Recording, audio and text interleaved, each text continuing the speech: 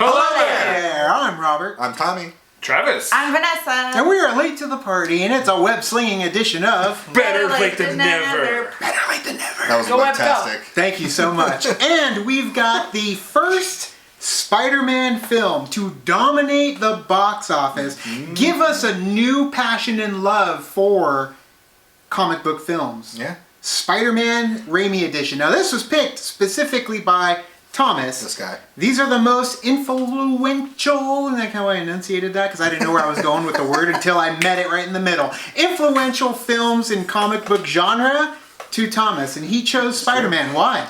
So, Spider-Man came out at a time for our country where we really needed a hero. And I mean, it sounds cliche, but it's very true. Because before this, I kind of swung back and forth with the idea of X-Men. And this one, because X-Men was the first movie to really dominate the box office from a comic book genre standpoint. I mean, outside of like Dick Tracy and all these other ones that people had no idea were comic books. But this one came after 9/11. So it reached a whole new base. They just wanted to escape the world around us for 10 minutes, and you got to see someone be a hero. And I believe Nickelback did the original soundtrack for this one. I totally forgot about Nickelback. A hero could save me. Like, they existed. I forgot. And this movie like really captured a nation at a time that it needed to be captured, and I'm about to cry. And for those of us who have been love the comic book genre our whole lives, our heroes were now the jocks that used to make fun of us as heroes. And my mom knew who Spider-Man was, and she's like, "It's that wet boy, isn't it?" I don't know why she's from Long Island, but no, it's great. And because the production of this movie was pushed back. The release date was pushed back because of the incidents of September 11th. But this one was released May 3rd of 2002. Had a budget of $139 million. Do you guys know how much it made? I'd say $1 billion. Yes. it didn't make $1 billion, but it was the first comic movie to come close. $821.7 million. That's close. Directed by Sam Raimi himself. Where does sequel to Evil Dead 2 at? I also like when you're talking about how, this came out of after 9/11. Yeah. I also love, I think what made it so good too is the fact that Spider-Man is based in New York City. Right on the money. So when this came out, you had this character, and it kind of gave those who were there and kind of lived it, Who were still going through it at this time. Right. Had a place to kind of go and be like, oh, this is kind of like, I'm familiar with where these characters are going. And he was somebody you can emotionally connect to because he was just a kid in New York. He was from Brooklyn, right? Yeah. Whereas like Dr. Fantastic, all them, he was like Dr. Fantastic. And then because all the Marvel stuff was based in New York, but this was actually a kid from New York. Right. Even though it was Tobey Maguire and he was like 47 years old. Right. He bought alcohol for everybody. Tobey Maguire, a good cast. Tobey Maguire, Kristen Dunst, James Franco, Willem Dafoe, just to name a few in this movie. I'll watch anything with Willem Dafoe. I just watched that man brush Togo. his teeth. I'm something of a scientist myself. And before we get into this trailer, I want to mention the music done by Danny Elfman himself. Yes. Yeah. I will say that I really love the music for the first Spider-Man. Maybe Spider-Man 2 as well. But I thought that Danny Elfman did a perfect, the way, his Spider-Man theme, it's very iconic. And I absolutely love it. I do love Michael Giacchino's that he does now for Spider-Man, Far From Home and Homecoming. But I absolutely because I was a kid when this movie came out. So I grew up, listening to Danny Elfman's score to Spider-Man. Let me ask you a question here. This is kind of like a pop nerd question for comic book fans. What other comic book movie did Danny Elfman do the music for? Tim Burton's Batman. That one. Besides that one. Oh, I forgot about that. Dick Tracy? Did he do Dick Tracy? I think so. I don't know. This one's going to be on my list of movies that people didn't know were if we were talking about Danny Elfman, he also did half of Age of Ultron. Oh, see, there you go. That counts. You're old. So, Justice League. The movie I'm alluding to is a movie that most people didn't know was a comic book, Men in Black. That also has an iconic theme that I absolutely love too. Amazing work done by Danny Elfman. But let's take a look at what they put to paper when it came to a trailer for Spider-Man. Before you play it, one thing I'm interested in is which trailer you picked, because I know you were a kid back then, but I was graduating high school at this point, and there was one trailer specifically that I remember, and it's because it was pre 9/11. So I want to see which one you picked. Well, we didn't pick that one because that one was way too short. Yeah. Really? It's Okay. a teaser, and I know what you're talking about. Yep. The World Trade Center is With the there. webs moving, yep. And it's just we didn't pick that one because it was a teaser, and also finding the highest leaving. quality is hard to find. But we do have one, so let's take a Let's look wrap it at up. it now. Not everyone is meant to make a difference, but for me, That first Flash with Spider-Man is what always gets me. Like, he's in the suit. it's no longer an option. This is like a preview of the new Disney attraction that's coming. The robotics one.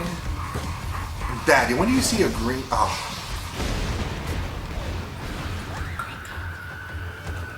It's a good shot with her reflection falling. oh yeah, That's my that's a favorite famous shot. one pulled right out of the comics. This is like all Todd McFarlane-esque, like just the dramatic poses and I've everything. lived twice, and I've never even seen his face. Only time I've ever found Kirsten Dunst, like, I was like, ooh, she's hot. Was this movie? Yeah. Yeah. No, not in Jumanji. Showed Aunt May get blasted And there. that's just it. It's Aunt May. Why is she 96 and he's 17? Like, how old was his parents? No judging. Oh, the kids. Oh, the Okay, Travis, classic. Oh, snap. Oh, that's probably the most, like, that's the scene everybody knows from Spider-Man from Oh, the yeah. comics. Is the So kiss. disappointing you don't hear any of that music. you know? It's true. That's one thing I noticed too. Sorry, I mean, like, cut you off. But it's No. Like, wait, we paid all this money to Danny Elfman. We'll get to it later. Yeah.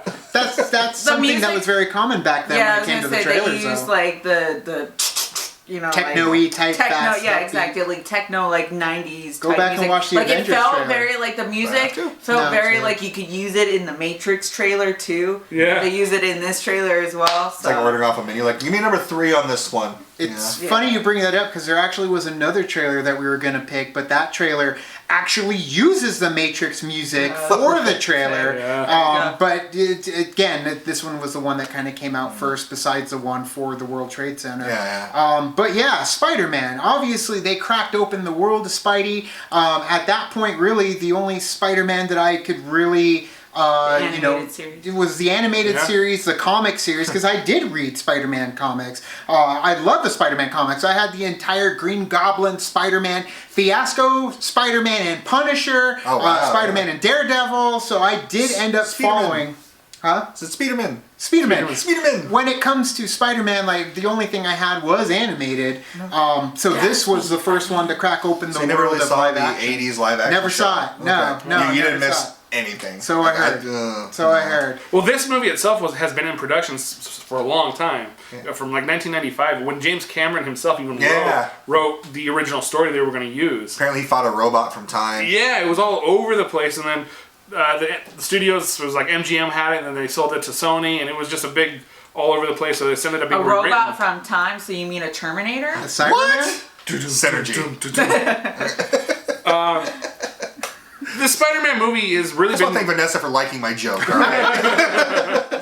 I was thinking of the next thing to say. I'm like, okay, wait, we covered this, we covered this. Well, this Spider-Man movie really is one of the key movies that has redefined what we see in comic book movies today. And what I like about it too is one of the movies that was like, it has a reboot now, but it's one of those that really didn't have anything changed. Like, you can enjoy those movies without having to worry about the Marvel Cinematic Universe. Yes, absolutely, and I love it. And again, we talk about the casting for this. Did you know who could have played Spider-Man? No, who? Your buddy, Please say Denzel. Leonardo DiCaprio was Leonardo on top of those. Freddie Prinze Jr., Chris Klein, Wes Bentley, and even Heath Ledger himself were up for playing the web slinger. Heath is too pretty to be Spider-Man. I don't think it would have worked either. Yeah. I don't know, man. I I couldn't could have see seen Leo it. doing I it. could have seen it. I couldn't see Leo doing it. It's hard to see. I Leo could- DiCaprio Jack do it. Dawson? I could see him doing it if he was gutting a cow and eating the heart. No. And then Oscar. Oscar number 2. There's just so much about this movie that made it fun too, Yeah. because it was, it goes back to the cheeky comic book story, and you see everything about it. You see him going through high school, being the nerd, getting bullied, and kind of just waking up, not needing glasses Waking anymore. up He goes and all from of a sudden puberty in he's a one night, man. all of our dreams. Yeah. But he also, He got like, muscles. That's how we all wanted to You wake know? up and just be a man one day. if I shaved my Yeah. chest, just like that. Puberty hit him like that. like that. And this was one of the first movies that really broke that fourth wall without breaking, because he would banter to the criminals he was fighting, kind of like like he does in the comic books. what's his name? Death Devil? Like, Deadpool. Tasmanian Deadpool. Devil? Deadpool does, but without being so upfront about it. Like, Right. oh, guys, really? I just cleaned the suit, you know? And for Right. me, I never really watched Freaks and Geeks, so it was kind of my first time really James being Franco. introduced to James Franco too as Harry. Yeah. So for knowing the story between Harry and Peter, and of course the Green Goblin, Yeah. I definitely loved it. Like I was invested in it more. And then when they brought in Doc Ock for number 2, like Oh, it was he just was a so good 1-2 at Doc punch of Ock. awesome Like, Spider-Man goodness. And like Vanessa said, the score, that Danny Elfman theme is synonymous with this film. So you get Danny Elfman achieving Trying to sing it another in my head. theme for another I like how it film builds up. as iconic as Spider-Man. I do love too that this one opens up the world of Spider-Man's like origin in terms of giving us all the powers that he can The do. first time. Introducing the general public, like you said, your Yeah. mom knew who it was because of the introduction, but they did it in a way that felt fresh because at that point we had never really seen it in live action. And as a comic book writer, like one of the things that was always important to me is that you have to fall in love with the character. You have to know them, you have to be with them, you have to grow with them. So a few years back, we did this campaign for a book we were doing. We asked a bunch of people, who was your first superhero? Overwhelmingly, everyone was saying Spider-Man. Because Really? as kids, it was the first one, and mostly the animated series, because they grew up watching it. So when we were like, oh, tell us your first hero, I was expecting watch the Batman, animated Superman. Yeah, that's I what had I to was cut thinking. out like 80% of the people who sent me videos because they were all the same thing for Spider-Man. Right. So I mean, Wow.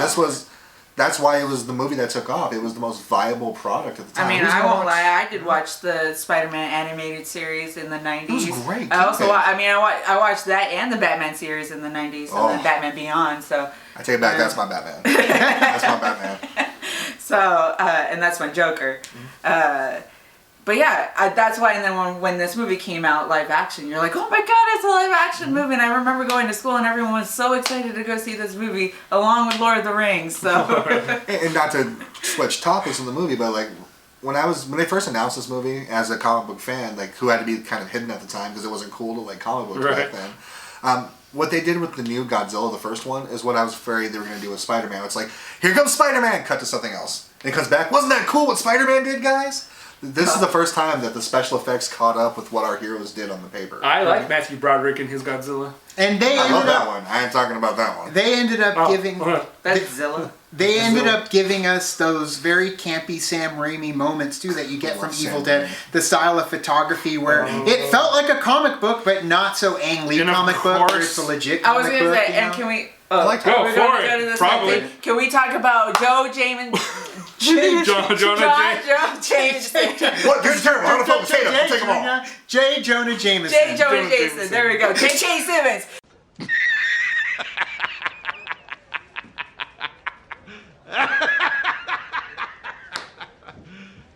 You serious? I was trying to put J.K. in there, and it just didn't work. So yeah. I was actually going to say Bruce Campbell. Oh, there's even that about it. too. But yeah. We're expecting a baby this coming March, and my wife quickly shot down the idea of J. Jonah Jameson Jr. She's like, your name's not that, man. Well, yeah. Why not? You can name him whatever the hell but you want. yes, J.K. Simmons J.K. Simmons. Yep. playing. Every comic movie ever made, Robert Downey Jr. was closest to perfect casting, but the perfect casting was J.K. Simmons as J. Jonah Jameson. And obviously So much that's so that they thought that to bring him back. Right. This man literally crossed the universe. Yes, Right. he did. You can't recast him. no. You can't. It's the one of perfect those ones casting you there. can't. Yeah. Oh, this is Gary Oldman. Of course. Aw. But we do end up. I mean, it's sad. General Grievous. He was originally General Grievous, and then they recast him because Was he he was really? too busy. Yeah, I did yeah. not know that. That's a whole nother wormhole. Yeah, we're because going he was down so busy eventually. doing Yeah. Batman, he was so busy and then he was so busy. Hold on. Okay, so he didn't do Grievous because he that's was right. busy with Batman, but then he was too busy with Batman, so he only had a small role of Sirius Black Yeah. in Harry Potter, and that's why you fireplace. only see the fire because So- he was too busy doing other I things. imagine that phone call went like this. Yeah, I can't work on your amazing groundbreaking franchise. I'm too busy making this other groundbreaking franchise right. more awesome before I do this groundbreaking Yeah, franchise. basically. But Spider-Man was a groundbreaking franchise. Segue. Flawlessly as well. But yeah, Spider-Man. How did it influence the work that you're doing now, Tommy, with the Brief History in Time comic series that you have a Kickstarter for down in the description of this video? Real life, man. That's what we were talking about a little bit earlier. Spider-Man was the first character you can associate, like you can connect with. He was just a kid from Brooklyn. Right. In our book Brief History in Time, Mikey and Liz, their characters based off of my real life cousins that have passed away. It was my way of paying homage to them. And they're two kids from Tucson, my hometown, our hometown. Yeah, and Tucson's a place I love, and I wanted to pay it its respect too. So they get to travel through time, have all these adventures. But they were two kids that went to a school very much like the one I went to. In fact, some of our back issues, if you support our Kickstarter and buy the original saga like it's Star Wars, but the original graphic novel for our first 5 issues, I mean, at one point we find out the reason that they're spending the time with their grandparents is because their parents are going through a divorce, and like lots of kids, they only have each other to depend on. So I mean, it kind of touches a lot of different bases, and it might be a campy little kid story, as some people say, but mostly adults buy it, and it's something that's near and dear to my heart. And I've actually got one letter where a person told me it made him cry. Hey, comic books were originally built just for kids, so it ended up transcending children into adults. And then I was going to say those kids turned into adults, and then those adults buy the comic books. And those adults became Jeff Bezos. And Jeff Bezos owns the world. So, Tommy, you have your Kickstarter available until, what is it, February 24th? I remembered something. We have the description down in the link below, so head over there. It's the end of his giveaway, so if you head over to his Kickstarter, private message him, DM, whatever they call it. Remember it was a term. And you can tell him you're supporting the Kickstarter by showing a picture of you guys supporting it, and he will send you what, Thomas? Well, man, so we're giving away a complete set of the Sillie Monkie Comics. Yes, these books are great, they're for all ages, but the reality is, I write books for everyone. We have mature crime noir. We have fun giveaway books. Thank you, Bobby. Monsieur Robert. Alright? So, I mean, this is the cover of the newest book. You actually, if you go to the dealer incentive page, if you own a comic book shop, you buy it, you're going to get an exclusive cover that's only available for your outlet to sell. But we have wide ranging with stuff that includes clothes, stuff that includes stickers, stuff that includes original artwork by the artist Caleb Warner. So, I mean, if you get a time to check it out, you'd be giving me a big favor, you'd be appreciated, you're also supporting an independent creator who does it because they love it. Like, I know this is never going to pay my bills, but I get to go to bed every night knowing I did something I love. Well, guys, definitely support Thomas. We have all his information down in the description of this video. Thank you for watching this video. You can also like and subscribe. And do the thing on our Facebook, Twitter, Tumblr, Instagram, Stardust. All the social networking. Gin joints, you know where they are. Kick into the party, fuel the party. Keep our party going on our Patreon. Takes the party where it needs to go. Thank you, Thomas. I like to party. Thank you, Travis. Thank you. Thank you, Vanessa. Thank you. Party Go on, go. Wayne. Party on, Garth. Why we go to Wayne's World? We haven't done that yet. Go Thank you guys go. so much. Because it's little, new, different. Bye.